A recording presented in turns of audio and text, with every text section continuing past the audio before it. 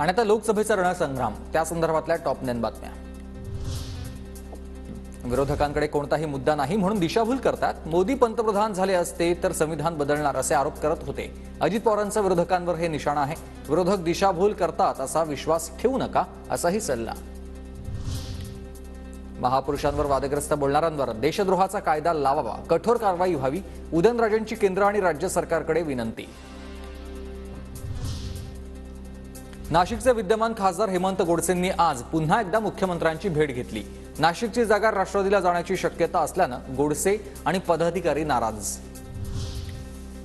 नाशिक लोकसभेची जागा शिंदेगडाच्या हक्काची, नाशिकची जागा आम्हालाच मिळणार, दादा भुसेंकडून विश्वास व्यक्त, तर भुजबळही नाशिकमध्ये लढण्यास इच्छुक।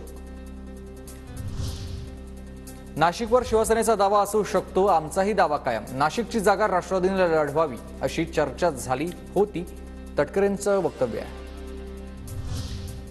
अधिकृत घोषणा होईपर्यंत प्रत्येक पक्षाला जागा मागण्याचा अधिकार, नाशिकच्या जागेवर मंत्री छगन भुजबळ यांची प्रतिक्रिया। असं आहे की जोपर्यंत ऑफिशियल डिक्लेरेशन होत नाही तोपर्यंत महायुतीच्या मध्ये असलेल्या प्रत्येक पक्षाला ही जागा मागण्याचा अधिकार आहे।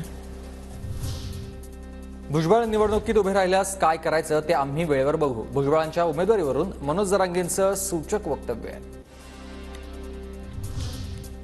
बारामतीमधील लढाई पवार विरुद्ध सुळे, या लढाईत पवार नक्की विजयी होतील, खासदार सुनील तटकरे यांचा दावा। ज्या उमेदवारांकडून मागणी होईल त्या ठिकाणी सभा घेतली जाईल, महायुतीच्या या सभांसंदर्भात बाळा नांदगावकर यांची माहिती।